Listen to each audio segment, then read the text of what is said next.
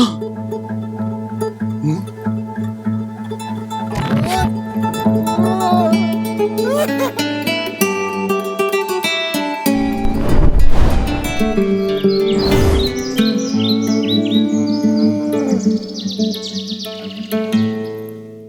Gospel Junkies. This week's video title is only partly clickbait, okay? I'm going to touch on the whole immigration, Muslim ban thing that our burnt sienna baron bearer is heralding at the moment. But ironically enough, I have a bit of a prophetic word for you this week. Imagine that, playing the dancing hand of the oracle. I also want to offer some loving irritation to both my progressive and conservative ideologue friends. And the whole while, I'm not really even going to weigh in on any political issue directly. Where I want to offer commentary is on the smug self-righteousness that is prancing around like a drunk ballerina as the world seems to be heaving and twitching in a pandemonious political hissy fit right now. For starters, though, I should welcome back to the Jesus trip the dirt squirrel, the lip duster, the old crumb catcher. It's my first Jesus trip with the return of the stash. So hang on until the end of the video, and there's a special message from the Flavor Saver, directly from the Lady Tickler.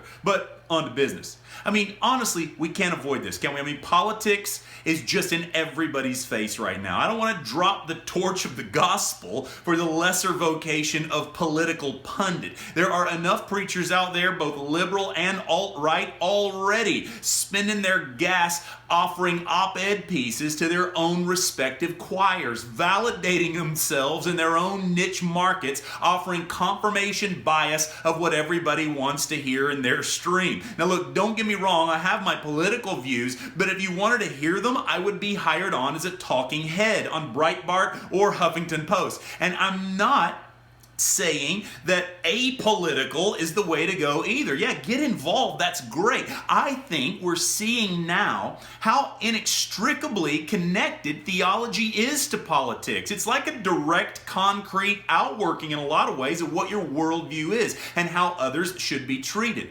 Separation of church and state is good in theory, but in actuality, it's impossible. It's like saying journalism is supposed to be unbiased. Such foolish insanity, okay? There's no way to escape it. Theology and politics are intertwined, but it's not always pleasant table talk. What do you do with the unborn? Are they fodder to be slaughtered at the altar of expediency, narcissism, and materialism? What do you do with the refugee, the poor? Do we have an obligation? And how is that obligation worked out? Freely or by law? And what about the hard worker who doesn't want the thievery and the guise of taxation to cover that kind of things? I mean, it gets complicated. There's so many issues. For me, personally, some are really clear, others more complex. But it's like we woke up and the world went frothing mad, choosing sides like the Hutus and the Tutsis in Rwanda. I mean, what you have on both sides right now is called demagoguery. You know what a demagogue is? Let me help you with the definition. A demagogue is a rabble-rouser, someone who gains popularity by exploiting prejudice and ignorance among the common people, whipping up the passions of the crowd and shutting down reasoned deliberation. Now, in saying a leader, I'm not just talking about the president here, okay? I'm talking about anybody with a platform. On the left and the right, you have people speaking in these broad stroke statements while absolutely talking over one another, which is the point.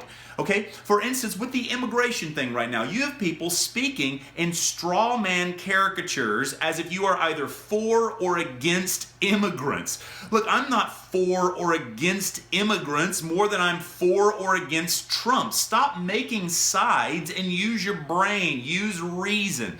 Now, do you have some good old boys in Alabama who think every person that isn't pale in the belly and red on the neck should be sent back to wherever they came from? Absolutely. And then you have people who think there should be no borders at all on planet Earth. I mean, look, your house has a door, your body has skin. Okay, boundaries are what preserve our distinction and individual significance. In reality, most people fall between these two polar spectrums. Gallup polls have consistently over the years shown that America, and still today, is actually center to center right as a nation. In other words, gender-neutral college kids at Berkeley campus would not be indicative of the average median American any more than a KKK rally in Mississippi would. But there is this pervading self-righteousness where we typecast everyone on the other side according to their extreme elements. I'm better than all those pro-Trump Nazis or those anti-Trump liberals. These political times, man, they become a mirror into the soul. They highlight self-righteousness for a lot of people. So be careful whatever the side of the aisle you're landing on. Before you go foolishly typecasting everyone you disagree with as the Antichrist, instead go get some wisdom. Wisdom has two sides. And before you bite off on the left or the right's ideology, sprinkle in a little common sense. You're seeing how arrogant people are. I mean, everyone wants the high moral ground. They want to be the next Martin Luther King Jr. They're attaching to some cause for which they want to champion, be it gender issues or some politically correct bandwagon ideology, and they're willing to suffer for it, but they're really just pandering to their own crowd. They're getting the strokes a lot of times. And ultimately, it's projecting an us and them mentality, and it keeps moralizing, especially online, without actively participating in a solution. We need reasoned deliberation. I think this whole immigration issue is a perfect example. Now, it's no wonder that there's a swing to the right at the moment, because we've had 8 years of swinging to the left under the former administration, and generally that's how the pendulum works, at least in American politics. But when it swings too far to one direction, that's when the nut jobs and extremists come out on the other side to try to balance out the seesaw. I know that my audience is international here today, but I'm using an American example because everybody's talking about it in order to prove my point without really weighing in too much. The reality is most Americans do not believe we should turn a blind eye to helpless refugees. And most Americans also do not have a blind idealism that we should just let anybody traipse in here unvetted if they come from a place with a high percentage of violent anti-American sentiment embedded within that culture. I mean, we already have screening procedures for immigration. Every country does. That's common sense. And it makes sense if there is a group of strangers outside of my house in my own neighborhood, and statistically I know that a few of them are gang members who specifically want to kill me, okay? Crazy example, let's just say there's a hit out on me and it's a proven fact. Then I don't just let anybody in without checking them for weapons or doing a bit of research on them. It's common sense considering the world we live in. These are crazy times. We all want this ideological perfect thing, but it's common sense. I mean, you have to live with the times to some degree. Okay, look, I'm not sticking on a position here. I'm just saying that usually there's wisdom between these two extremes. I mean, look at me. I'm always hanging out with this immigrant. I must be a progressive. I mean, isn't he precious? But then again, he is Russian-Ukrainian, so you never know whose side he's actually on. But look, back to people wanting to kill us, okay? This is just a reality. There are people also who hate Muslims. Absolutely, rest assured. I don't approve of racism, hatred, bigotry, and typecasting. And now there's this pendulum swing of people idealizing Muslims as if everything in Islam is hunky-dory, as if burqas aren't repressive, as if the Quran, unlike the New Testament, mind you, doesn't clearly verbatim advocate the slaughter of non-Muslims. Am I saying every Muslim is an extremist? By no means. Do I love Muslims? Of course. I spend more time with them than most of you ever will. But I'm not talking about people here. I'm talking about a worldview. Can we not differentiate between people and their opinions, their worldviews? Islam is a worldview. It's not some genetic thing like being born Hispanic or Caucasian. It's a belief system, and some belief systems are dangerous and even deadly. I mean, the Jim Jones People Temple cult is a good example of a deadly belief system. Like many versions of Christianity are quite dangerous. Religion is horrible. We don't judge people in any religion But you absolutely better critique religious ideas, because not every worldview is right. In fact, they can be horrific and downright demonic. Now, am I saying people should not have a right to believe what they want? Look, come on. You should always be free you can be free to worship Satan for all I care. God told Adam not to eat of the tree of the knowledge of good and evil, but he still had free open access and the ability to choose it if he wanted to, okay? So look, maybe I'm being a libertarian here, but if you're sitting here frustrated, still trying to figure out right now what side of the aisle Crowder is on, you are missing the point.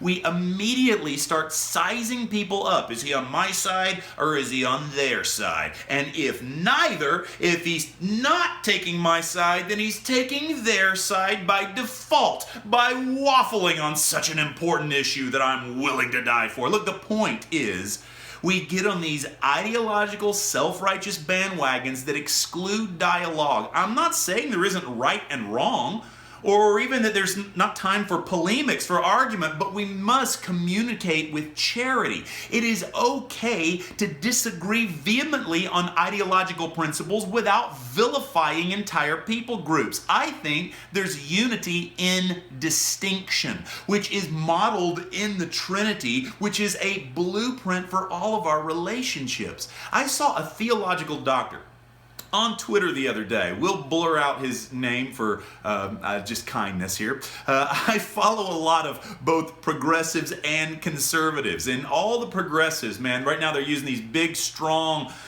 terms, this language right now, like heretic, Antichrist, etc. Words that conservative Christians haven't been allowed to use for decades. Well, the guy says, quote, Christians, mark the quotes here, Christians who are anti-refugee don't have a theological leg to stand on. They oppose Christ himself. As such, they are antichrist. I'm telling you what, my Twitter feed has been blowing up with this kind of stuff. Talk about typecasting people. For starters, his quote marks are saying you're not a real Christian if you disagree with him. And secondly, but besides the guy in Alabama who is authentically anti-refugee, man, this whole thing is a paper tiger. I'm pretty sure most human beings want to help refugees, even if they think there should be a better process in place to clear the guys before they come into the country. Someone responded to his point in saying, no one is anti-refugee. It's a violation of the 9th commandment, which is, bearing false witness, to attribute this to Christians who want some sane vetting. And so let's follow this little Twitter trail a bit further just because it's entertaining. He responds, he says, stick to whatever it is you do and leave theology to people who know theology.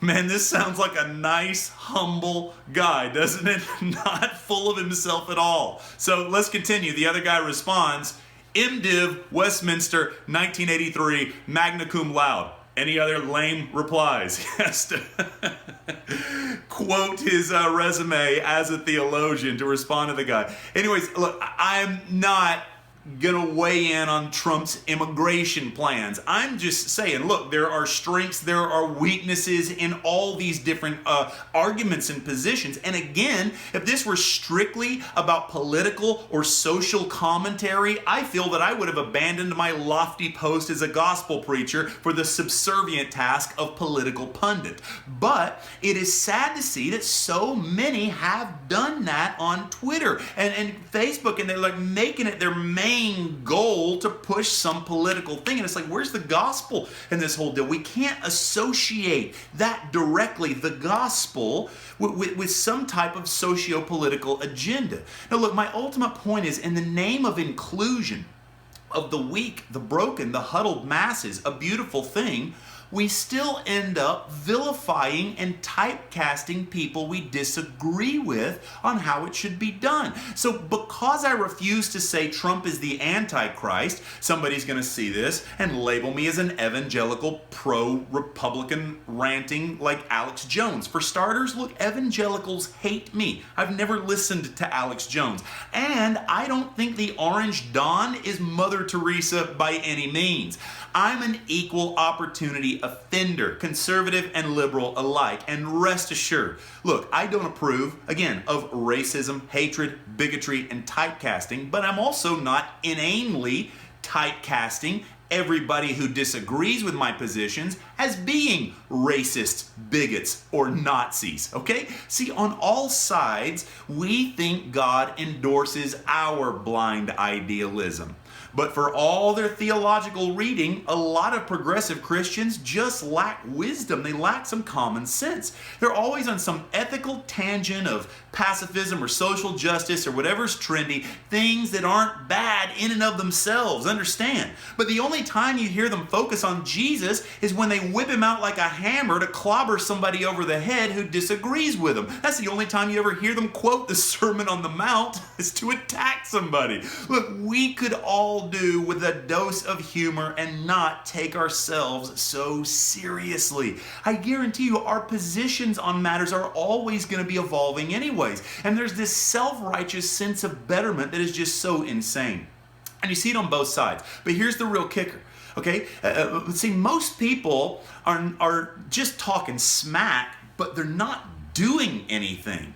I mean, we've been to ISIS country. I've been to the border of Syria working with refugees. And I don't mean just, we all got to take a refugee into our house, which would be much more effective than having a Twitter war. What I mean is Christians often deceive themselves by preaching some idyllic benevolence to the uttermost poor or broken on the margins of society who they actually never see. But do you actually love your boss, your mother-in-law, your next door neighbor, the guy you met on the train, the guy you're communicating with on the Facebook feed? With social media, especially today, there's this projection of some ideal of virtue where we spout high ground moral proverbs, but if it's not tangibly lived out, in fact, if you're just moralizing on other people, that's called hypocrisy. It's easy to talk about benevolence towards refugees or starving kids in Somalia, and just because you reposted something and made yourself feel better through a dopamine blast of confirmation bias still doesn't mean you aren't pushing those virtues out into fantasy land. Because look, clicking a button doesn't make you virtuous. Now here comes the oracle I told you about. Prophesy, prophet, step on some toes.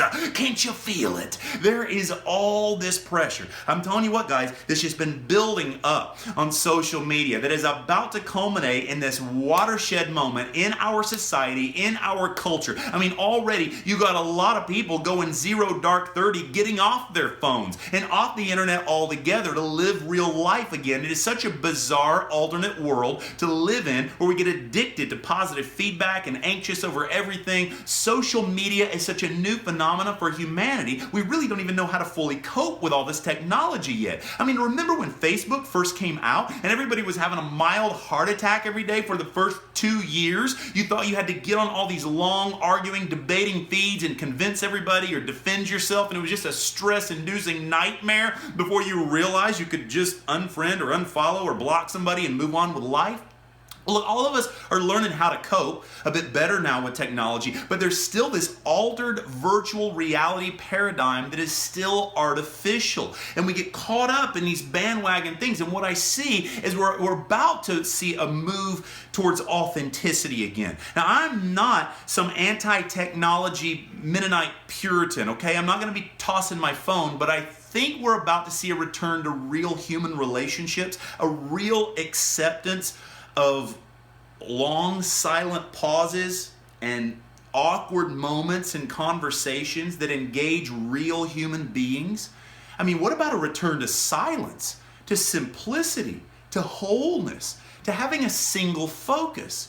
And we will see a stark contrast between those who are continually plugged in and those who are unplugged. Because those of us who are continually plugged in, really and truly, we are the ones who can be most unplugged from reality. It's the whole Matrix scenario. It's a discontinuity from reality. And it may be as simple as learning how to engage in the web, the cloud, the barrage of information more responsibly. But this watershed, this building up that I'm talking about, and I'm not talking about throwing away your phone, going non-electric in the Rocky Mountains. It's people no longer pretending they can change the world by just liking a post or retweeting a tweet or validating themselves through pandering online to people that already agree with them.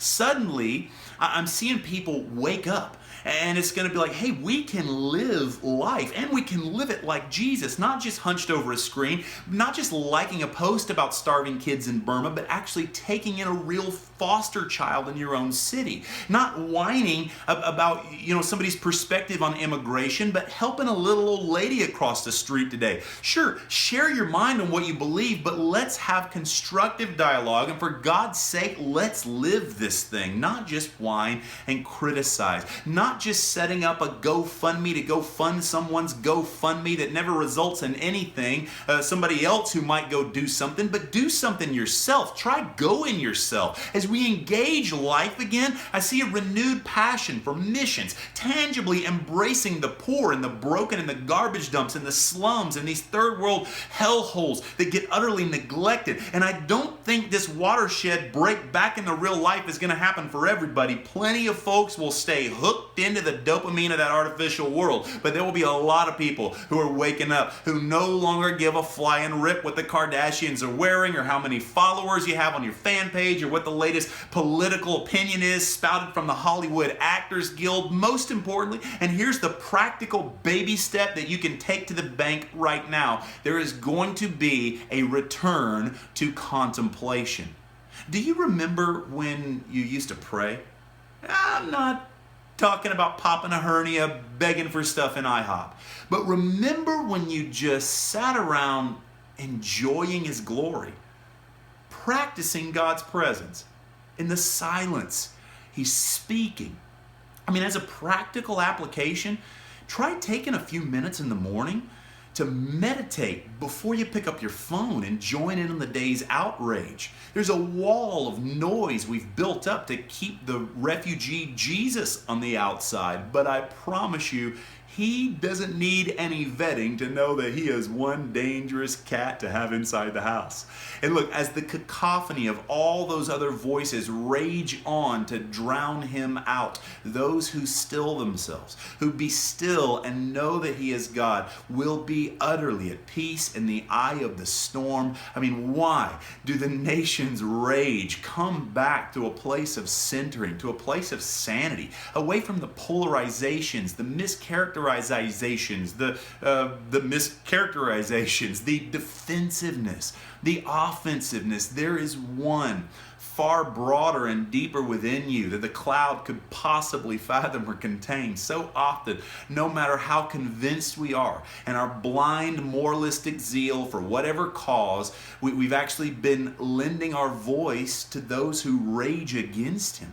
Issues we perceive as so black and white, cut and dry, were far more nuanced than we imagine. But we hadn't the patience and humility to stop and rest and listen. So guys, let your ears be awakened morning by morning. Let's return to reality. All that stuff out there, it's not reality. What does he say about those raging nations? The one enthroned in heaven laughs. He ridicules the proud and haughty. Let's laugh at ourselves, at the folly of our own hubris, and find peace in the one who calms every storm and makes a resting place for every weary heart. Okay, look, bless you guys. And before you go, check this out. Hey, this is the Mustache. Yeah, good to be back. Good to see you too. Listen, if you're planning to come to the Gospel Funhouse Tour, it kicks off this month. So you need to get your fingers clicking onto the sign-up page before you miss out. This is going to pack out. I'm coming with John's faithful musical sidekick, Tim Wright, to 4 cities: Cleveland, Ohio, Atlanta, Georgia, Omaha, Nebraska, and New York City. It starts at the end of this month, February, so visit thenewmystics.com/fun before it's too late. Also, I'll take John's upper lip to Canada this spring to 4 cities as well. Does Tim Wright have to come on that one too? Yeah, Tim Wright's coming as well. It's the Cosmic Canadian Tour, coming to Montreal, Toronto, Edmonton, and Abbotsford. Lock in a spot right now at thenewmystics.com/CAN. And John Crowder Naked is a special event coming to Newport News, Virginia in April.